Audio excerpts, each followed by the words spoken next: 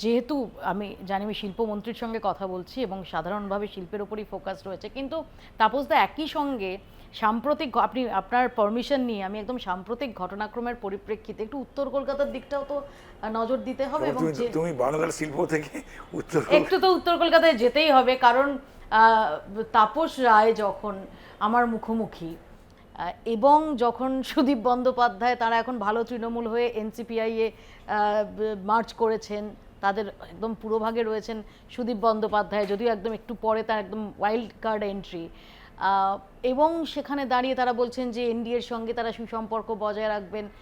এটা নিয়ে আপনার ওভারঅল কি বক্তব্য? দেখো, ওভারঅল আমার সেই রকম কোনো বক্তব্য নেই। আর আমি শুধু শুধু একটা ব্যক্তিবিশেষের নাম নিয়ে চর্চাও করতে চাই না।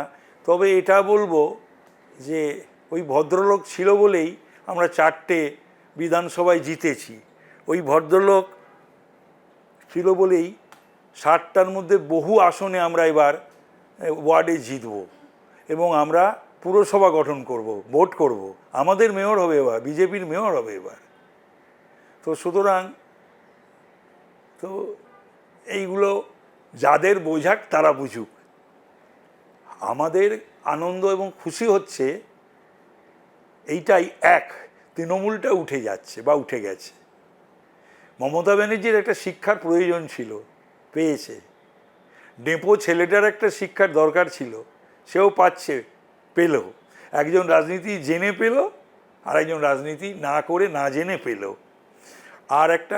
আর কথা হলো যে এই সমস্ত নায়ক নায়িকা, গায়ক গায়িকা, অরাজনৈতিক বিভিন্ন রাজনৈতিক দল, বিভিন্ন স্টেটের, তাদের এনে ভিড় করানো, তারা সব পালিয়ে গেছে, কেউ নেই, সব পালিয়ে গেছে।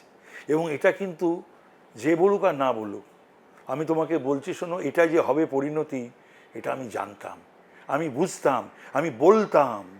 আমি আজ বলছি বলে নয়, লোকে বন্দ্যোপাধ্যায়কেও বলেছেন এটা। কাকে বলিনি যেভাবে চলতে পারে না, কাকে বলিনি, কতদিন বলিনি, বছরের পর বছর বলেছি, দিনের পর দিন বলেছি, মাসের পর মাস বলেছি, ওপেন বলেছি। এবং এর জন্য আমাকে পছন্দও করতো না। বিধানসভায় বসে বলেছি, তৃণমূল ভবনে বসে বলেছি, নিজের কেন্দ্রে বসে বলেছি। যাই হোক, তো সুতরাং কথা হলো যে তোমার একটা কথা বলি, আমাকে যদি মৌপিয়া তুমি রবিশঙ্করের সেতারটা হাতে দিয়ে দাও, আর দিয়ে তুমি যদি কলা মন্দির বা রবীন্দ্র সদন বুক করে দাও, সমস্ত বোদ্ধা ধ্রুপদী সঙ্গীদের তাদের বসিয়ে দাও, আর পাশে যদি তুমি পণ্ডিত কুমার বোস বা পণ্ডিত অনিন্দ্য চট্টোপাধ্যায়কে বসিয়ে দাও, তো আমার ওই রবিশঙ্করের সেতার আমার হাতে থাকলেও আমার কিন্তু ওই গত, দ্রুত, ঝালা এসব বেরোবে না। আমি ওই তারগুলোকে ছিঁড়ে ফেলব। যার যেটা কাজ, মমতা ব্যানার্জি যাদের যেটা কাজ নয় তাদের দিয়ে সেটা করাবার চেষ্টা করে, যার মনে করেছে বোধহয় এইভাবেই চলবে, নিজের বোধহয়, আমি দাঁড়িয়েছি 294-তে, নিজেই দুবার হারে, আমি দাঁড়িয়েছি 294-তে, আরে অভয়া দাঁড়িয়েছিল এবার 294-টাতে। এই গেল। আর এই লোকের বউকে দাঁড় করানো, একে দাঁড় করানো, তাকে দাঁড় করানো, তো এই হয় নাকি সমস্ত? আশ্চর্য কথায় বিউটি পার্লারে তো নয় বিধানসভা, বিধানসভা তো তোমার ফ্যাশন প্যারেডের জায়গা নয়।